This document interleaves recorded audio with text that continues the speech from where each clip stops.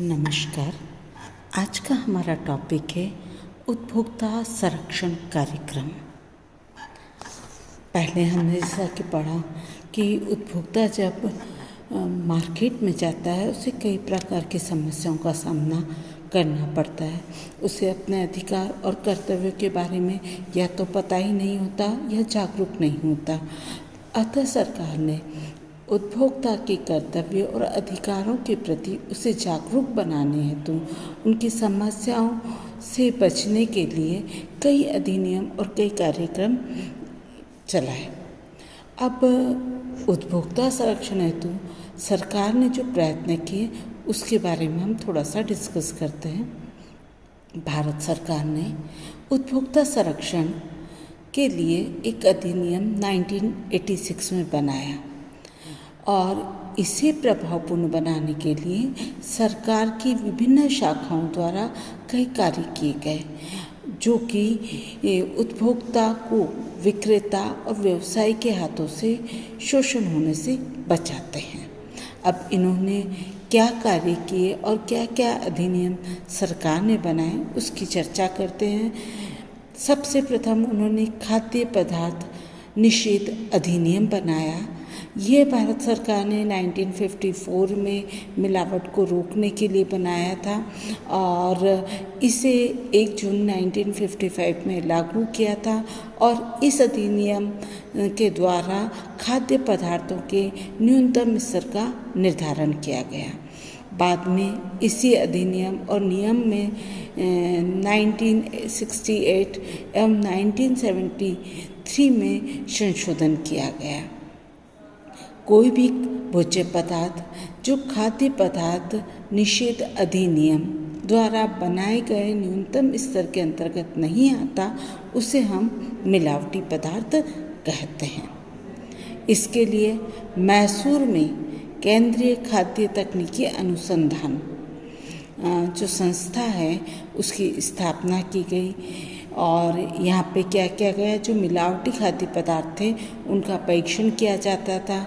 भोज्य पदार्थों की गुणवत्ता का मानक स्तर तैयार करने हेतु खाद्य एवं कृषि संगठन जैसे WHO के संयुक्त तत्वाधान में अंतर्राष्ट्रीय कोड एलिमेंटेशन का गठन किया गया।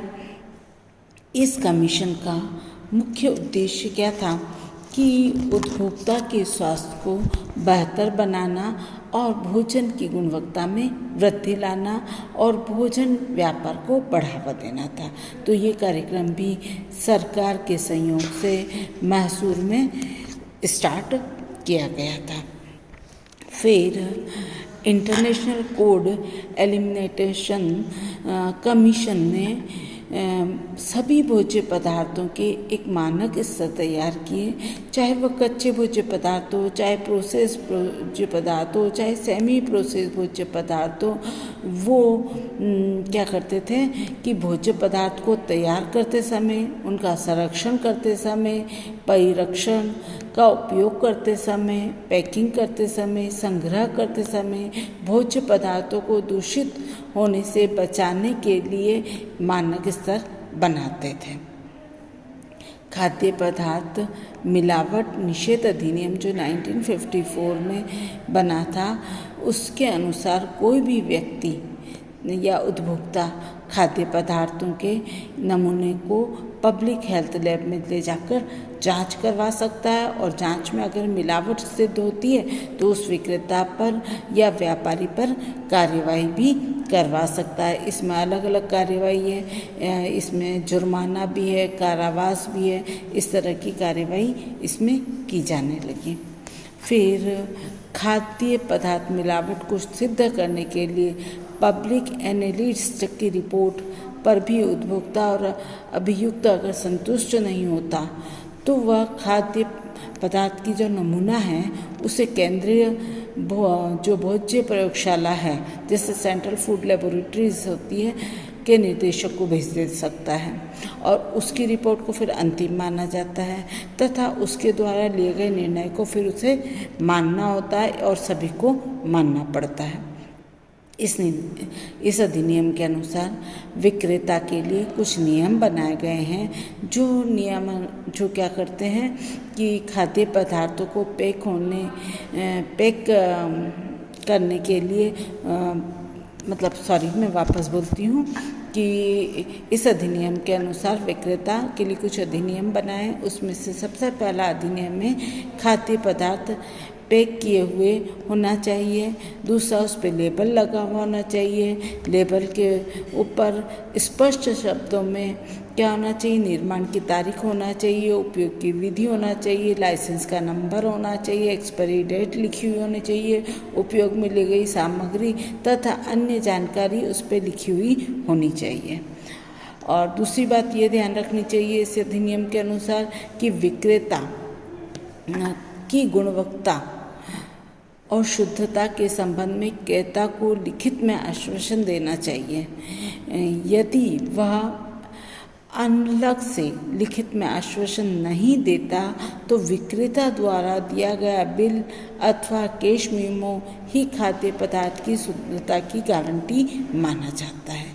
तो ये था खाद्य पदार्थ मिलावट अधिनियम और उसके अंतर्गत जो सरकार ने कई कार्यक्रम चलाए उसकी जानकारी। अब अपन दूसरा अधिनियम देखते हैं, वह फल उत्पाद आदेश मानक है और इसे हम यूँ भी कहते हैं food product order standards FPO। Bharat सरकार ने सबसे पहले फल उत्पाद आदेश के बारे में जनता को 1946 में जानकारी दी।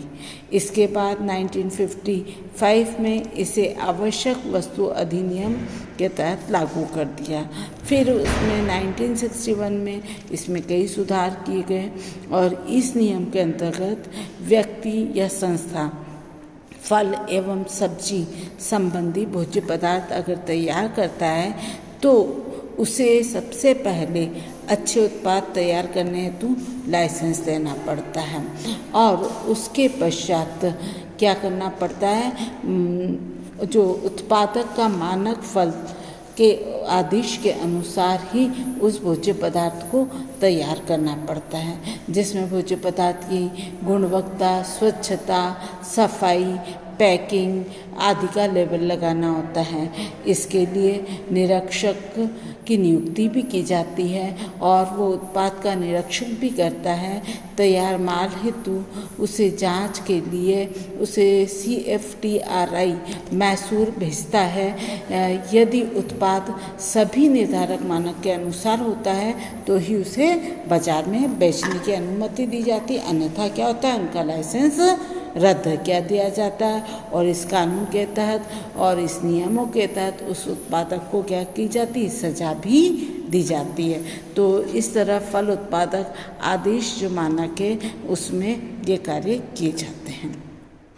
फिर एक मार्ग प्रमाणीकरण मतलब एक मार्ग स्टैंडर्ड्स जो बनाए गए हैं ये भी भारत सरकार ने बनाए और इसके अंतर्गत भारत सरकार ने मार्केटिंग एवं निरीक्षण निर्देशालय द्वारा विभिन्न भोज्य पदार्थ की न्यूनतम गुणवत्ता बनाए रखने के लिए मानक तैयार किए।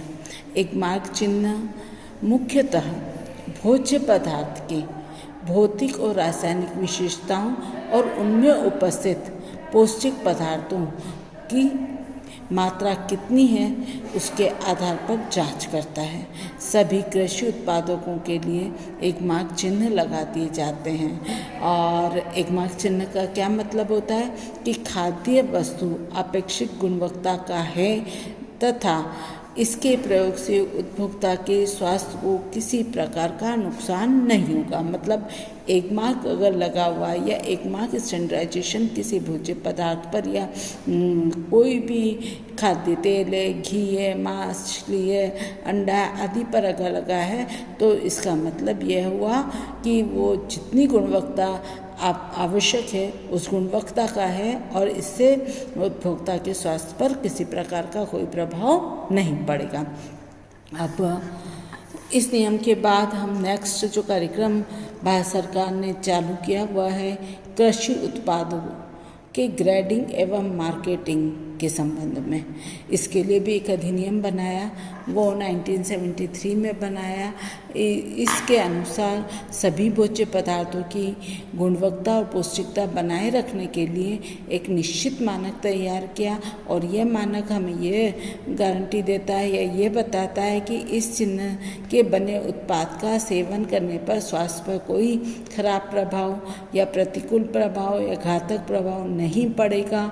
और भोज्य पदार्थों की ग्रेडिंग भी की, जैसे विशिष्ट ग्रेड का भोज्य पदार्थ ए ग्रेड, उत्तम श्रेणी का बी ग्रेड, मध्यम उत्तम श्रेणी का 3 ग्रेड और साधारण श्रेणी का 4 ग्रेड, ऐसे नाम दिए। परंतु ये चिन्ह तभी लगा दिए जाते हैं जब भोज्य पदार्थ एक मार्क द्वारा निर्धारित मानक से संबंधित शर्तों को पूरा करता है, अन्यथा ये चिन्ह नहीं देते। तो इस तरह के कार्यक्रम और इस तरह की ग्रेडिंग और अधिनियम बनाकर उपभोक्ता का क्या किया जाता है, संरक्षण किया जाता है। फिर एक नेक्स्ट उन्होंने जो कार्यक्रम और अधिनियम बनाया वह है औषधियों और मादक पदार्थों का अधिनियम।